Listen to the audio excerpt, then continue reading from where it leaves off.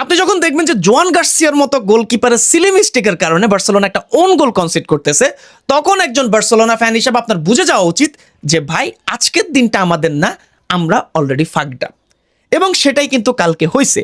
Barcelona Diego সিমিওনের Atletico মাদ্রিদের কাছে শুধু ট্যাকটিক্যাল বেল্টের বাড়ি না, বাট প্রপার হিউমিলিয়েশন হয়েছে, প্রপারলি হিউমিলিয়েটেড হয়েছি আমরা, এটা আমাদেরকে মেনে নিতে হবে। এখন ম্যাচ শেষে অনেক এক্সকিউজ দেওয়া যায়, সত্যি কথা বলতে এক্সকিউজের অভাব নাই, যে মাঠটা ঠিক ছিল না, প্লেয়ারদের অ্যাপ্রোচ ঠিক ছিল না, তারপরে হচ্ছে রেফারিং ভালো হয় নাই, অনেক অনেক অনেক কথা বলা যায়। বাট দিন শেষে আমাদেরকে রিয়েলিটি মেনে নিতে হবে। আপনিও মেনে নেন, আমিও নেন, আমরা রিয়েলিটি মেনে নিতে হবে যে কালকে আমরা যে খেলা দিছি, এই খেলার পর সামনে যে ইউসিএল এর ম্যাচগুলো আছে বা লা লিগার ম্যাচগুলো আছে, এগুলাতে আমরা যে একদম ওভার কনফিডেন্ট থাকবো সেটা কিন্তু হচ্ছে না। গতকাল রাতে 2টা থেকে 4টা পর্যন্ত আমি ফ্লিকের যে টেনিওরটা আছে বার্সেলোনার, সেখানে সবচেয়ে বাজে গেম আমি কালকে দেখছি। মানে অনেকগুলোর মধ্যে একটা না, সবচেয়ে বাজে গেম, যেখানে আমি হ্যান্সি ফ্লিককে ট্যাকটিক্যালি বিট হইতে দেখছি। আমি ইন্টার মিলানের কাছে সেমিফাইনাল হারছি, আমি রিয়াল মাদ্রিদের কাছে আমি এল ক্লাসিকো হারছি, বাট কালকে যেভাবে আমি ট্যাকটিক্যালি বিট হয়েছি, এটার কাছে আমার কাছে মনে হয় না যে কোনো বিগত বছরের বা বিগত সময়ে যে কোনো ম্যাচের কোনো তুলনা হবে। কালকে দিয়েগো সিমিওনে একটা প্রপার প্ল্যান নিয়ে নামছে, যে প্ল্যানটা সে প্রপারলি এক্সিকিউট করছে। দেখেন, একে ছিল ইলেকশনের টেনশন, এর উপরে বার্সার খেলা, আর যখন দেখছি 4 গোল আমরা খেয়ে গেছি, তখন তো মাথা আসলে ওই জায়গাতেই নাই, ওই জায়গাতেই ছিল না। তাও কষ্ট করে সেকেন্ড হাফ দেখছি, যে একটা আশা নিয়ে যে আমার টিম সেকেন্ড হাফে ভালো খেলে। এখন কালকে ভালো খেলতে বলতে কি ভালো খেলছে, জাস্ট তারা সেকেন্ড হাফে কোনো প্রকার গোল খায় না, বাট রেড কার্ড খাইছে। এখন দেখেন, সব কিছু নিয়ে কথা বলবো, সত্যি কথা বলতে আজকে সব কিছু নিয়ে কথা বলবো। সবার আগে আসি লাইন আপটা নিয়ে।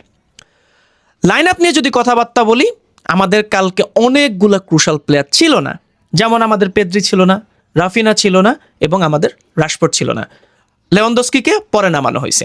বাট একটা জিনিস আমরা ক্লিয়ার, যে পেদ্রি এবং রাফিনা সহ বার্সেলোনা এবং পেদ্রি আর রাফিনা ছাড়া বার্সেলোনা, এই দুইটা দল সম্পূর্ণ আলাদা। কালকে অ্যাটলেটিকো মাদ্রিদের জাস্ট একটাই অ্যাপ্রোচ ছিল, যে আমাদেরকে তারা নাসরবান্দা প্রেস করবে।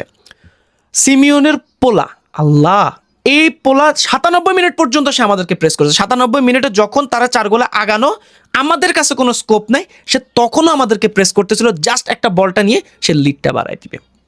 লিটারালি এটাই হয়েছে। প্রথম গোল আমি দেখেন, এর আগে দিয়ে কিন্তু জোয়ান গার্সিয়া একটা মারাত্মক সেভ দিছে, কিন্তু এরপরেই একটা সিলি মিস্টেক। এখন এখানে আপনি মাঠের দোষ দিবেন, এটা দিবেন, সেটা দিবেন, বাট মাঠ সবার জন্য সেম ছিল। আমি এটা মেনে নিতে পারি যে আমার এক্সকিউজের এত বেশি দরকার নেই। বাট এরপরে আমরা গোলগুলা খাইছি, গোলগুলা কোনো প্রকার কিছু নাই, বাট রেফারিং নিয়ে সবার একটু একটু কথা আছে, সেটা নিয়ে আস্তে আস্তে কথা বলবো। লাইন আপনি কথাটা শেষ করে ফেলি। এরপর আমাদের ব্যাকলাইন আমার কাছে মনে হয় যে নর্মালি ছিল।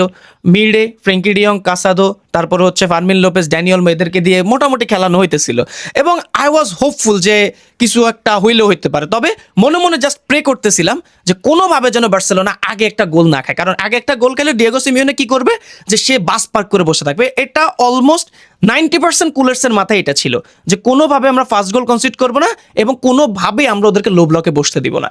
বাট ডিয়েগো সিমিওনের টোটালি ডিফারেন্ট একটা প্ল্যান ছিল। একে প্রেস করতেছে, দেখেন তাদের কত হলো, তোমরা পজিশন রাখো, কারণ বার্সেলোনা প্রায় 70%-এর মতো পজিশন সে ফার্স্ট হাফে টোটালি রাখছে। বাট লাভ হয়েছে কি, আমরা যখনই অ্যাটাক করতে যাব, ডিয়েগো সিমিওনের অ্যাটলেটিকো মাদ্রিদ তাদের সবগুলো প্লেয়ারের ডিপ ডাউন নিয়ে আসে, এবং ডিপ ডাউন নিয়ে এসে এমনভাবে রাখে যে আমাদের কোনো প্লেয়ার কোনোভাবে স্পেস পায় না, কোনোভাবে স্পেস পায় না। কালকে লামিন ইয়ামালকে তারা কোনোভাবে স্পেস দেয় নাই যে সে একটু ড্রিবল করে কাটায় যাবে, একটা শট নেবে, কোনো কিছুই দিচ্ছে না। লামিন ইয়ামালটা টোটালি কালকে ব্লকই করে রাখছে। তার জাস্ট একটাই কাজ ছিল যে সে নিচে এসে জাস্ট ডিফেন্ড করতেছে। এখন এটা তো গেলো আমাদের অ্যাটাকিং, আমাদের দুই উইং টোটালি নিষ্ক্রিয় ছিল, টোটালি ইনঅ্যাক্টিভ থাকার কারণে আমরা মানে কোনো একটা যে ভালো একটা যে অ্যাটাক হবে সেটা কিন্তু আমরা পাই নাই। অপরপক্ষে অ্যাটলেটিকো মাদ্রিদ জাস্ট কি করতেছিল, কোনোভাবে তারা হচ্ছে বলটারে তারা রিগেইন করতেছে, রিগেইন করার পর জাস্ট একটা লং পাস, লেফট সাইডে থাকলে রাইট সাইডে মারতেছে, রাইট সাইডে থাকলে লেফট সাইডে তারা পাস দিচ্ছে, এবং এই পাসের কারণে তাদের যে দুই পাশে দুই রাইট মিডফিল্ডার এবং লেফট মিডফিল্ডার তারা ছিল, যে এরা এত পেসি ছিল যে বলটা কালেক্ট করার পর আমাদের ডিফেন্ডার যারা আছে তারা কোনোভাবে কিছু করতে পারে নাই। একে চরম প্রেস করতেছে, দুইয়ে তাদের যে গতি, এই গতির কাছে কিন্তু আমরা ধরা খেয়ে গেছি।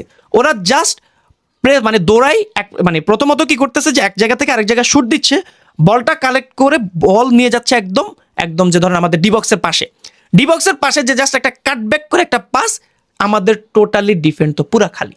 আমাদের যে সেন্টার ব্যাক আছে তারা একজন অস্ট্রেলিয়া, একজন নেদারল্যান্ড, একজন কানাডা, এভাবে করে তারা রয়েছে, প্রপার স্পেস আমরা তাদেরকে দিয়ে দিছি এবং যা হওয়ার তাই হয়েছে, আমরা গোল খাইছি।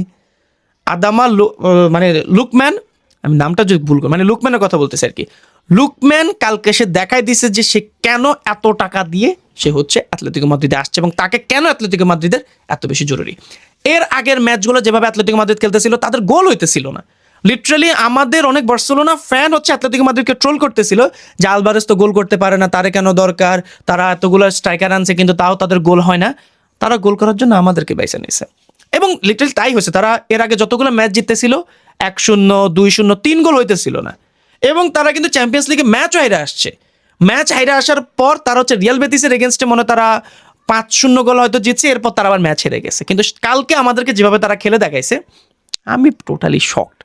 এখন অনেকে আমাদেরকে আশা দিচ্ছেন যে রেমন্তাদা হইতে পারে পিএসজির সাথে আমরা যেভাবে করছি। ভাই আমাদের টিম দেখেন, তবু একটা হোপ রাখবো রেমন্তাদা হইলে কেন খুশি হবো না, কারণ তখন হচ্ছে আমাদের নু ক্যাম্পে খেলা। তো আমার কাছে মনে হয় না যে আমরা আর সিডিআরের যে ফাইনালটা আছে এটাতে আমরা যাইতে পারবো।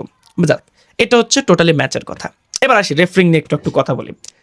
আমারও যারা অনেকদিন ধরে ফলো করেন আপনারা জানেন যে আমি রেফারিং নিয়ে খুব একটা এক্সকিউজ দেওয়া পছন্দ করি না, কারণ আমি মনে করি যে Barcelona, Real Madrid, Atletico Madrid এই দলগুলো যারা আছে এদেরকে অলওয়েজ মাথায় রাখতেই হবে যে রেফারি ওদের বিপক্ষে।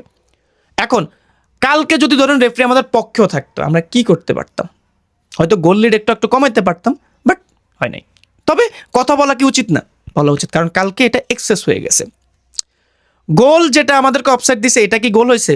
না, এটা অফসাইড, কারণ এটা 8 মিনিট ধরে টাইম টুম নিয়ে অনেক কিছু হাবি জাবি করে দেখছে। তখন যখন বলছে গোল হয় না, বলছে ঠিক আছে গোল হয় না। এরিক গার্সিয়ার লাল কার্ডটা কি জায়েজ হয়েছে? 100% জায়েজ হয়েছে। তাহলে এই যে আমাদেরকে এক্সট্রা টাইম 10 মিনিট দিছে, এটা কি ঠিক হয়েছে? আমার কাছে মনে হয় যে না।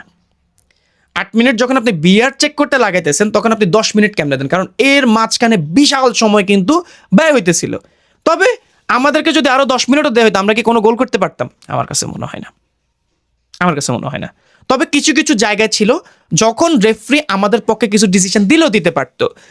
বালদে নাকি ফার্মিন লোপেজ, আমার ঠিক মাথা আসতেছে না, আমি দেখলাম যে ওরে লিটারেলি পা দিয়ে বাড়ি মারা হয়েছে, বাট রেফারি কিছুই বলে নাই।